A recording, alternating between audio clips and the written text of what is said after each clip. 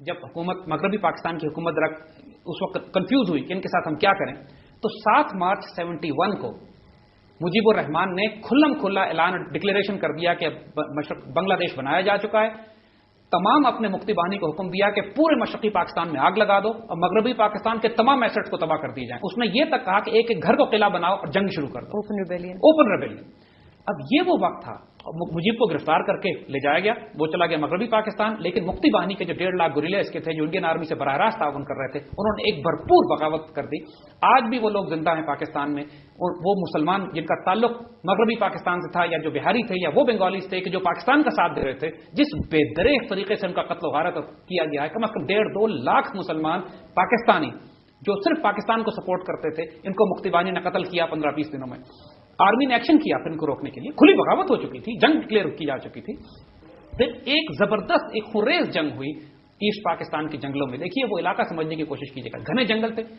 جتنی بھی asset Bengal rifles یعنی جو ہماری بنگالی ریجمنٹس تھیں پاکستان آرمی کی، مجیب کے اثر میں آ کے وہ بغاوت کر چکی تھی، وہ نکل گئی اور انہوں نے پاکستان آرمی کے خلاف انڈیا سے مدد لے کے ایک گریلا جنگ شروع کر دی. اب جتنی پاکستانی فوج وہاں موجود تھی اس کی تعداد تقریباً 40 سے 50 ہزار کے درمیان سے زیادہ نہیں تھی. وہ نہ زبان جانتے تھے اس علاقے کی، نہ اس علاقے سے واقف تھے. وہ پورا علاقہ جنگلوں میں اور نہروں میں اور دریاؤں میں گھرا ہوا. ٹریول کرنے کے لیے سڑکیں نہیں ہوتی، کشتیاں ہوتی ہیں. اور 9 مارچ سے لے کر اکتوبر کے درمیان، نومبر کے درمیان تک پاکستان آرمی اور مفتی بانی کے درمیان بہت خونریز جنگیں ہوئی ہیں. لیکن اس کے باوجود اللہ کے فضل سے پاکستان آرمی ان پہ قابو پانے لگی تھی. اب یہاں 2-3 باتیں ذرا ذہن میں رکھنے کی. یہ وہ وقت تھا کہ انڈیا نے روس سے ایک معاہدہ کر لیا 20 سال کا. اندرا گاندھی نے روس سے ایک معاہدہ کیا کہ اگر انڈیا پہ حملہ کیا جائے گا تو یہ روس پہ حملہ تصور ہوگا. یہ ایگریمنٹ اس نے اس لیے کیا تھا کہ اس کو خطرہ یہ تھا کہ جب میں مشرقی پاکستان میں فوجیں داخل کروں گی تو چین پاکستان کی مدد کے لیے آئے گا، تو چین کو روکنے کے لیے یہ معاہدہ کیا. اس سے چین ذرا محتاط ہو گیا. دوسری طرف اس نے امریکہ کا سفر کیا اندرا گاندھی نے اور رچرڈ نکسن سے ملاقات کی. اور رچرڈ نکسن کی وہی بات جو ہم نے پہلے کہی تھی، اس نے نکسن کو کنونس کر لیا کہ ہم مشرقی پاکستان توڑ کر الگ کر رہے ہیں، آپ دخل مت دیجیے گا.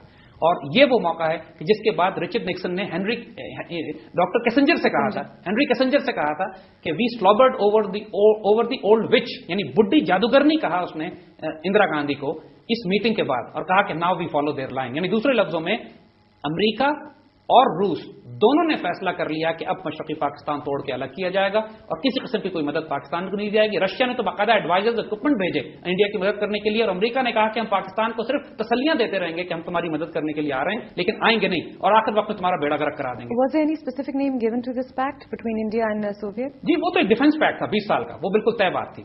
اچھا اب یہاں پہ ذرا آئیے، مشرقی پاکستان میں حال یہ تھا کہ اب بات یہ کی جاتی ہے، بہت پروپیگنڈا دشمنوں نے یہ کیا کہ وہ پاکستان آرمی نے بڑے ظلم کیے. ہم آپ کو ایک ابھی اسکرین پہ وہ خط دکھائیں گے کہ جو امریکن ایمبیسی نے دہلی سے سیکرٹ لیٹر لکھا تھا انڈین گورنمنٹ کو، جس میں امریکن ایمبیسڈر ٹو دہلی اس نے انڈین گورنمنٹ سے کہا تھا کہ مفتی بانی نے قتل و غارت کا بازار گرم کیا ہوا ہے ایسٹ پاکستان میں، آپ ان کو روکیں کیونکہ آپ ان کو فنڈ کرتے ہیں، ریکروٹمنٹ دیتے ہیں، روک رہے ہیں. یہ سیکرٹ لیٹر 35 سال کے بعد اب ریلیز کیا ہے انہوں نے، اور اب سامنے آ گئی یہ بات. ہنری کیسنجر نے اب اپنی کتاب میں ایکنالج کیا ہے کہ ہم اس وقت فیصلہ کر چکے تھے کہ پاکستان کو توڑ دیا جائے گا، مشرقی پاکستان الگ کر دیا جائے گا. وہ تمام معاملات جو 1948 سے شروع ہوئے تھے، 1952 کے بنگالی لینگویج رائٹس ہوئے ہیں، 57 میں بھاشانی کا پاکستان کو السلام علیکم کہنا، اس کے بعد بھاشانی اور مجیب الرحمان کے اختلافات، پھر 65 کی جنگ کے بعد انڈیا کا یہ اسٹریٹجی بنانا. اب یہ تفصیل دیکھتے جائیے کتنی لمبی ان کو پلاننگ کرنی پڑی ہے پاکستان کو توڑنے کے لیے. اوور نائٹ نہیں کیا کام انہوں نے، نہ کر سکتے تھے. Started at 1948. مجیب کے 6 پوائنٹس، پھر ان 6 پوائنٹس کو لے کے آگے چلنا، پھر حماقتیں پاکستان کی سیاسی جماعتوں کی، مغربی ساکت میں بھی، حکومتوں کی بھی، کہ آپس میں لڑنے میں لگے رہے. بالکل کھلا چھوڑ دیا میدان مشرقی پاکستان کا. اور سیاسی جماعتوں کی یہ بے وقوفانہ ڈیمانڈ اس وقت، میں کہوں گا پھر کہ یہ بے وقوفانہ ڈیمانڈ تھی کہ جب یہ دیکھ رہے تھے کہ مشرقی پاکستان ہاتھ سے نکل رہا ہے، بھاشانی بائیکاٹ کر چکا ہے، ایسٹ پاکستان میں کوئی ڈیفنس نہیں ہے پاکستان کا، اس وقت الیکشن کرانے کی کیا ضرورت تھی وہاں. So the icing on the cake was the election. That was the icing on the cake. یہ احمقانہ ڈیمانڈ ہماری سیاسی، کچھ عرصہ رک جاتے، کچھ مل کے پہلے ریکنسیلیشن کرتے، سب کو مل ملا کے بیٹھتے، کوئی بات طے کرتے، اس کے بعد الیکشنز کرواتے تاکہ پاکستان کا فائدہ ہو. ایسے کون سے الیکشنز کا ہم نے کیا کرنا ہے جو پاکستان توڑ کے الگ کر دے. نتیجہ پھر اب صورتحال دیکھیے کیا ہوئی. انڈیا نے ہمیں کس اسٹریٹجی کیا اڈاپٹ کی اس نے. مشرقی پاکستان کو اگر آپ دیکھیں تو وہ 3 طرف سے انڈیا میں گھرا ہوا ہے، چوتھی طرف سمندر ہے. انہوں نے ہمارے ایئر لنکس پہلے توڑے، एयरलाइंस को तोड़ हमारी कोई मदद मगरबी पाकिस्तान से मशरक में नहीं जा सकती थी। हमारे पास जो फौज मशरकी पाकिस्तान में थी उसके पास ना एयर कवर था, ना आर्टिलरी थी, ना आर्मर था। वो बेचारे सिर्फ इन्फेंट्री ट्रुप्स थे जो बिखरे हुए थे पूरे ईस्ट पाकिस्तान में, ईस्ट पाकिस्तान का दिफा करने के लिए। और इंडिया 2.5 लाख फौज के साथ नवंबर में उसने 9 अतराफ से हमला किया है, जबकि 1.5 लाख मुक्ति बाहिनी के गुरिल्ले बीच में मौजूद थे। और पाकिस्तान आर्मी ने उसके बावजूद कोई महाज ऐसा नहीं है जहां पे हमने सरेंडर किया हो, जहां और उनको एक घमसान की लड़ाई हमने अंदर लड़ी है। लेकिन वो हेलीकॉप्टर्स के जरिए वो आए और उन्होंने ऊपर से ढाका कैप्चर कर लिया और फौजें वहीं रह गई क्योंकि मूवमेंट नहीं कर सकती थी, रस्ते बंद थे, मुक्ति बाहिनी ने घेरा हुआ था।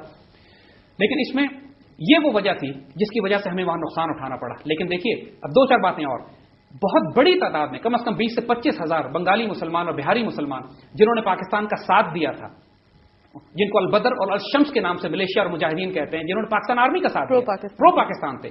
पाकिस्तान आर्मी को तो जिनेवा कन्वेंशन के तहत प्रोटेक्शन मिल गई। उन 20,000 मुसलमान बच्चों को बेदरेख कत्ल किए, तमाशे लगाए गए ढाका रेस कोर्स ग्राउंड में, जब इनको अजियतें दे दे के इंडियन आर्मी और मुक्ति बाहिनी दबा करती थी और मेले लगाए जाते थे रोज रात अपने मुसलमान भाइयों को, इसलिए कि इन्होंने पाकिस्तान का साथ दिया था। और इनकी फैमिलीज के 2.5 लाख लोग जो उस वक्त से लेकर आज तक 2.5 लाख लोग अभी भी बांग्लादेश में रुके हुए हैं, वो हमारे पाकिस्तानी जिनको मैदान जंग में पीछे छोड़कर आ गए, आज भी वो 2.5 लाख पाकिस्तानी रोज झंडा चढ़ाते हैं पाकिस्तान का और झंडा उतारते हैं वहां पर और पाकिस्तान आने की उम्मीद में बैठे हुए हैं। और दैट्स अ फैक्ट। और 71 से लेकर आज तक किसी पाकिस्तानी हुकूमत ने, किसी पाकिस्तानी मीडिया ने, किसी पाकिस्तानी सियासी जमात ने उनको पाकिस्तान लाने की बात नहीं की। ये इतनी बड़ी बिट्रेल है अपने लोगों के साथ कि जो हमने ईस्ट पाकिस्तान में अपने पाकिस्तानियों के साथ की है, और इसका कफारा हमारी पूरी कौम को देना है। लेकिन एक बात और याद रखिएगा, पूरे बांग्लादेश के लोग पाकिस्तान तोड़ना नहीं चाहते थे।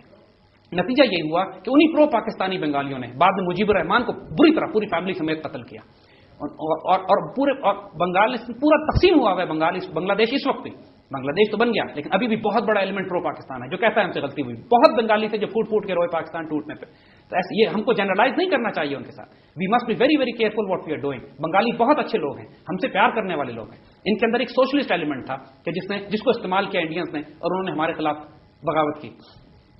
बहुत सारे मामला और हैं जिनको हम ये समझना इसलिए जरूरी है कि आज की हमारी सियासत में इसका बड़ा दखल है जो 71 में हुआ। I am very sorry, we have to cut it short है बिकॉज प्रोग्राम का वक्त अब खत्म हो चुका है। गुफ्तगू एक इतने इंटरेस्टिंग मोड पे पहुंच चुकी थी कि मैं खुद मगर आपने प्रोग्राम देखा, आप हमें लिखिए, बताइए आपको कैसा लगा, अपने सवाल भेजिए। हमारा ईमेल एड्रेस है info@brasstax.biz। Once again info@brasstax.biz। अपने डिफेंस एक्सपर्ट जनाब जैद हामिद साहब को और अपनी होस्ट हिना महराज को इजाजत दीजिएगा। अगली बार फिर हाजिर होंगे same time and same channel. तब तक के लिए खुदा हाफिज।